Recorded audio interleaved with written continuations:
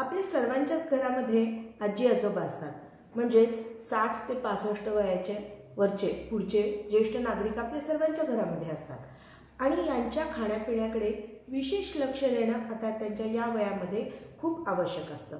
एकतर भरपूर आजारपण असतात, बीपी शुगर सारखे आजार जडलेले असतात, अग्निमंद झालेला असतो, पचनशक्ती क्षीण झालेली असते, शुगरमुळे कधी कधी किडनीवरती वगैरे सूज आलेली असते आणि एकूणच त्यांना व्हायरल इन्फेक्शन वगैरे होण्याच्या चान्सेस खूप जास्त असतात, कारण त्यांची इम्युनिटीसुद्धा कमी झालेली असते आणि यामुळेच त्यांची एकूण तब्येत याकडे आपण विशेष लक्ष देणं खूप गरजेचं असतं. आता त्यासाठी काय आहार लागतो आणि रोजच्या आपल्या आहारातून आपण काय करू शकतो त्यांना किंवा त्यांच्यासाठी, तर हेच आज मी तुम्हाला आजच्या व्हिडिओतून मांडण्याचा प्रयत्न करणार आहे. नमस्कार, मी मंजुषा कुर्डूकर, एक मोटिवेशनल स्पीकर आणि लाईफ कोच. आपल्या मंजुळवाणी या लाडक्या यूट्यूब चॅनलवरती तुम्हा सर्वांचं खूप खूप स्वागत करते. तर आजचा विषय तुमच्या लक्षात आलाच आहे की आजी आजोबांचं डाएट काय असलं पाहिजे, कोणता आहार त्यांना देणं योग्य असतं. चल, खरं तर या ज्ञानी वयोवृद्ध लोकांना आपण काही सांगणं हे बरोबर नाही आहे, कारण त्यांनी आपल्यापेक्षा अनेक पावसाळे जास्ती पाहिलेले असतात. पण म्हणतात ना की प्रत्येक गोष्ट काही वयावर अवलंबून नसते. आपल्या समर्थ रामदासांनी सांगितल्याप्रमाणे जे जे आपणासी ठावे ते ते इतरांशी शिकवावे, शहाणे करून सोडावे सकल जन. आणि त्याप्रमाणेच मी आज हे धाडस करत आहे की या लोकांना काही थोडंसं सल्ले, म्हणजे जरी आपल्याला ते माहीत असलं तरी पण एखादा व्हिडिओ पाहिला की आपल्याला ते रिमाइंड होतं, अरे हो, त्या व्हिडिओत सुद्धा हेच सांगितलेलं आहे, म्हणजे हे कदाचित आपण करून पाहायला हरकत नाही, अशा प्रकारची भावना येते. आणि म्हणून मी आज हे धाडस करत आहे आणि तुमच्यापुढे हा व्हिडिओ घेऊन आलेले आहे. तर आता आपल्याला माहीत आहे की या लोकांना 2 वेळेस भरपेट जेवण करणं शक्य नसतं. त्यामुळे त्यांना त्यांचा जो काय आहार आहे तो थोड्या थोड्या वेळाने, म्हणजे 4-4 तासाच्या अंतराने विभागून द्यावा लागतो किंवा 4 वेळेस त्यांना थोडा थोडा आहार विभागून देणं सोयीस्कर असतं. तर मग अशा वेळी ते जे काय थोडंफार खात आहेत, मग कधी कधी अशा लोकांची, या आजोबांची आजीची तब्येत एवढी खराब झालेली असते की त्यांना अन्न जात नाही. मग जे थोडंसं खात आहेत त्यातून सुद्धा त्यांना जास्तीत जास्त पौष्टिक गोष्टी मिळाल्या पाहिजेत. त्यांच्या शरीरासाठी योग्य जे काय आहेत nutrients, minerals, proteins, carbohydrates, fats, हे सर्वांचं प्रमाण योग्य प्रमाणामध्ये राखून आपण त्यांना आहार पुरवला पाहिजे. आता कधी कधी काय होतं की आजी आजोबा हे एकटे राहत असतात, दोघंच राहत असतात. मग अशा वेळी पूर्ण दिवसभर असं सगळं सतत खायला करणं किंवा स्वतःसाठी सतत चिरणं, भाजणं, स्वयंपाक बनवणं त्या आजीसाठी कंटाळवाणं होऊ शकतं. कधी कधी शरीरामुळे त्यांना ते शक्य पण नसतं. पण मग अशा वेळेसुद्धा त्यांना जे काय त्यांनी कमी खात आहेत त्यात सुद्धा त्यांना पौष्टिक कसं बनवता येईल यासाठी काही छोटे छोटे टिप्स मी आज सांगणार आहे. आहार तज्ज्ञ सांगतात की या लोकांना जास्तीत जास्त प्रमाणामध्ये कॅल्शियम, प्रोटीन, मिनरल्स, न्यूट्रिएंट्सची गरज असते. म्हणजे वाढत्या वयाच्या मुलांना आणि या लोकांना सुद्धा इक्वली जास्तीत जास्त आपण पौष्टिक अन्न दिलं पाहिजे. मग काय करता येईल, तर हिरव्या पालेभाज्या खाणं अत्यंत आवश्यक असतं. त्यामधून भरपूर मोठ्या प्रमाणामध्ये मिनरल्स आपल्या पोटात जातात. याशिवाय रफेज म्हणजेच फायबर्ससुद्धा आपल्या शरीरामध्ये जातात. फायबर्सचं कामच असतं की आपला कोठा साफ करणं आणि ते अत्यंत गरजेचं असतं, कारण पचनशक्ती यांची क्षीण झालेली असते. मग हिरव्या पालेभाज्या रोज रोज खायचं तर कंटाळा येतो. मग अशा वेळी काय करणार, तर जे काय तुम्ही 1 डिश मील करत आहात, जे काय करत आहात, आप्पे, धिरडे, थालपीठ, धपाटं, पराठे, इवन भाकरी, ह्या कशातून पण आपण थोडंसं पालक घ्यायचं, स्वच्छ धुवून मिक्सरमधून काढायचा आणि त्यामध्ये घालायचा. म्हणजे ते जे काय आपण अन्न थोडंसं खात आहोत ते सुद्धा पौष्टिक होईल आणि त्यातून आपल्याला हिरव्या पालेभाज्या मोठ्या प्रमाणात जातील. याप्रमाणे स्प्राउट्स खाणं, म्हणजे अंकुरित मोड आलेले कडधान्य खाणं हे सुद्धा खूप गरजेचं असतं. पण आता दात बऱ्यापैकी गेलेले असतात, दुखत असतात, काहीतरी ट्रीटमेंट चालू असते आणि त्यामुळे कचकच कडधान्य खाऊन त्यांना खाणं शक्य नसतं, आवडत पण नाही ते आणि ते तसं कच्चं खाल्लेलं पचत पण नाही. मग त्यामुळे आपण त्यांना मऊ वाफवून जर ते कशात तरी अजून मिक्स करून भाजीच्या स्वरूपात किंवा उसळीच्या स्वरूपात आपण देऊ शकतो.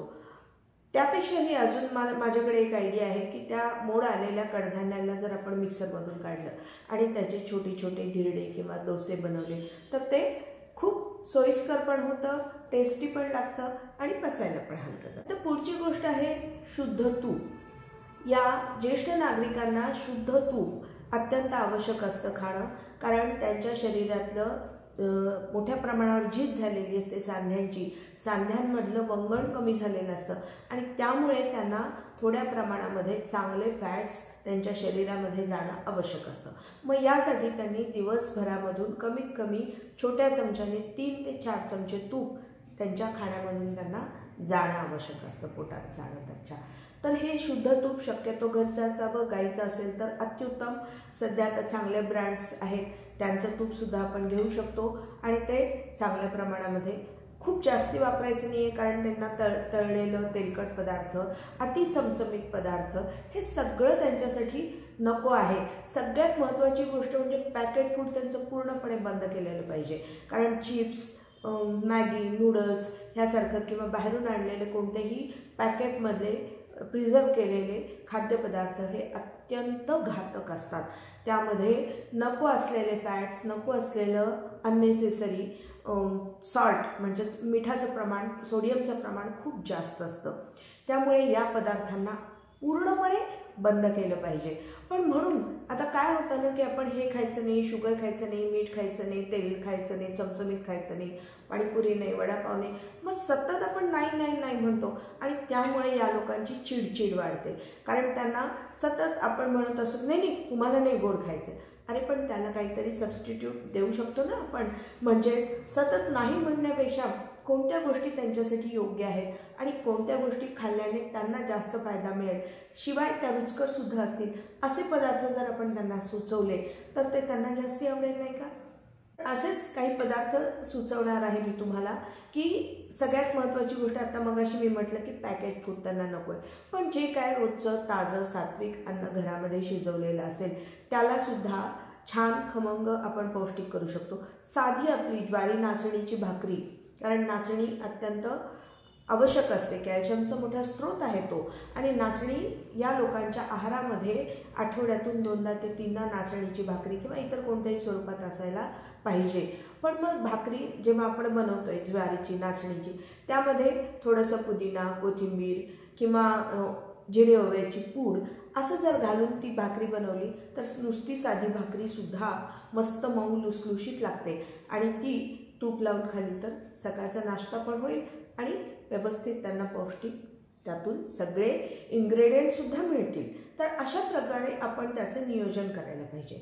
आता चहा पिणं हे त्यांना अत्यंत घातक आहे.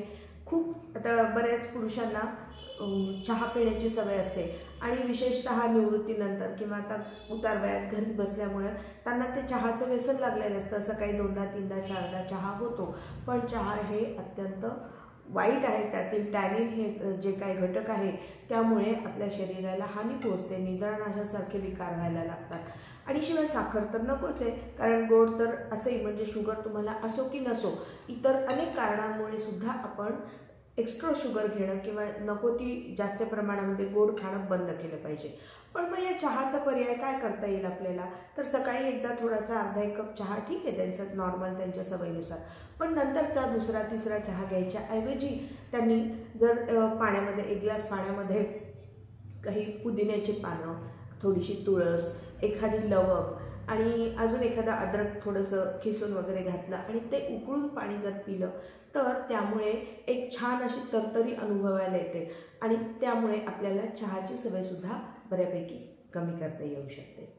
आता गोड खायचं नाही मगाशी मी म्हटलं, पण मग गोड नाही खायचं तर मग कधी कधी कसं असतं ना की शरीर आतून खूप मागायला लागतं, कारण तुमच्या शरीरामध्ये असे काही आता हे सगळे शुगरमुळे वगैरे काही गोष्टी व्हायला लागतात की शरीराचीच डिमांड असते की साखर आत्ताच्या आत्ता पाहिजे, थोडं काहीतरी गोड खाल्लं पाहिजे. मग तेव्हा आपण त्यांना कधी खजूर किंवा अंजीर, सुकामेवा, ड्रायफ्रूट्स देऊ शकतो एक थोडेफार रोजच्या आहारामध्ये मुठभर.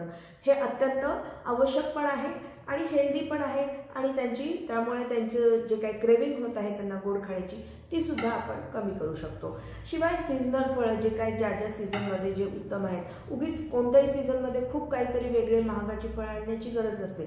ज्या सीझनमध्ये जे आहेत ते आपल्या शरीरासाठी उपयुक्तच असतात। पण हे कोणतेही फळं खाताना कोणताही विचार न करता, मागे पुढे न पाहता कितीही प्रमाणात कोणतंच फळ खायचं नाही आहे। प्रत्येक फळ हे योग्य प्रमाणात घेतलं तर औषध आहे, जास्त प्रमाणात घेतलं तर त्याचं विष आहे। ही गोष्ट प्रामुख्याने लक्षात ठेवली पाहिजे। म्हणजे आवडतं म्हणून खूप खायचं हे तर प्रकार आता बंदच केला पाहिजे। असंही आता ही गोष्ट मी या मोठ्या लोकांना सांगणं योग्य नाही आहे, पण एक फ्लोमध्ये विषय निघाला म्हणून मी बोलले।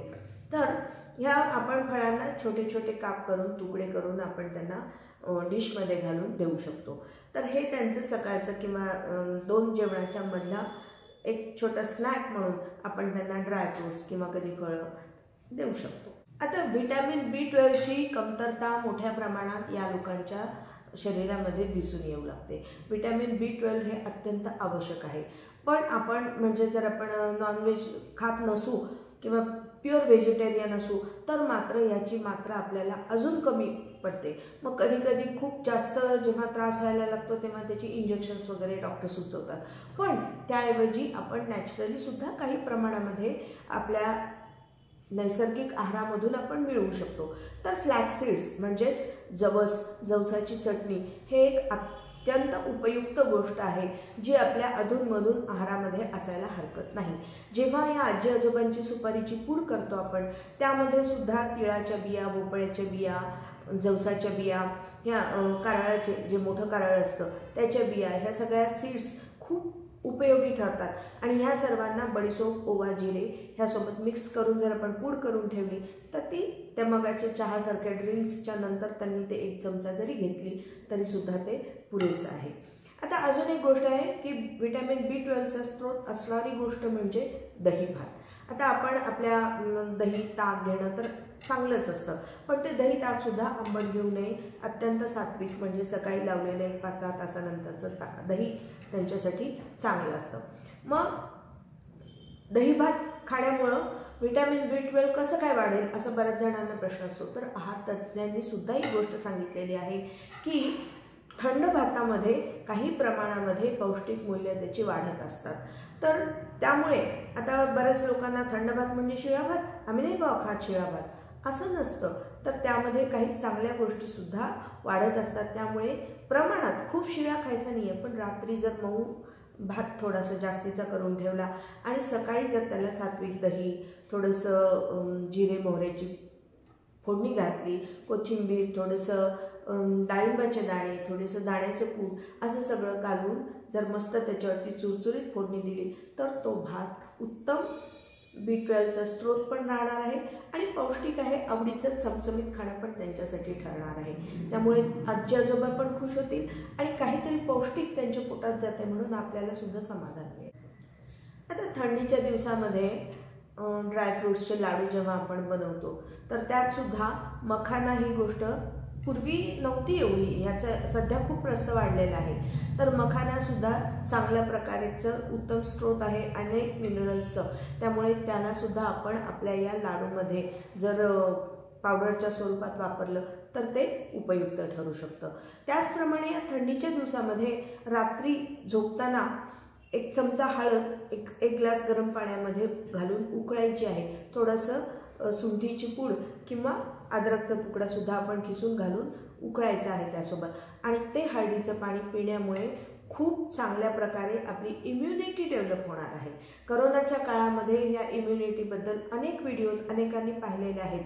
त्यामुळं हे असे हर्ब्स किंवा आपल्या घरगुती स्पायसेस जे म्हणतो आपण मसाल्याचे पदार्थ त्यांची उपयुक्तता तेव्हा आपल्या लक्षात आलेली आहे। पण आता काळाच्या ओघात आपण थोडंसं मागे पडलो की तेव्हा पुरतं होतं ते सोडून दिलं, असं नाही आहे। तर आपली इम्युनिटी ह्या वयातील लोकांना वाढवण्यासाठी म्हणून किंवा जपण्यासाठी म्हणून ह्या पेयाचा खूप उपयोग होतो। त्यामुळे अँटी इन्फ्लॅमेटरी तर आहेच, अँटीसेप्टिक आहे।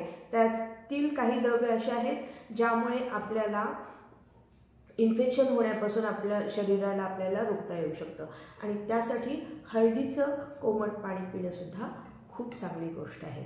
तर आज मी जे काही गोष्टी सांगितल्या, जे काही छोट्या रेसिपीज सांगितल्या, त्या जर आवडल्या असतील, हा व्हिडिओ जर तुम्हाला एकूणच आवडला असेल तर बिनधास्त तुमच्या सर्व मित्रमैत्रिणींना, नातेवाईकांना, ज्यांच्या घरी ज्येष्ठ मंडळी आहेत त्यांना तुम्ही शेअर करा, पाठवा. आणि अजूनही माझ्या चॅनलला जर सबस्क्राईब केलेलं नसेल तर प्लीज सबस्क्राईब करा. धन्यवाद.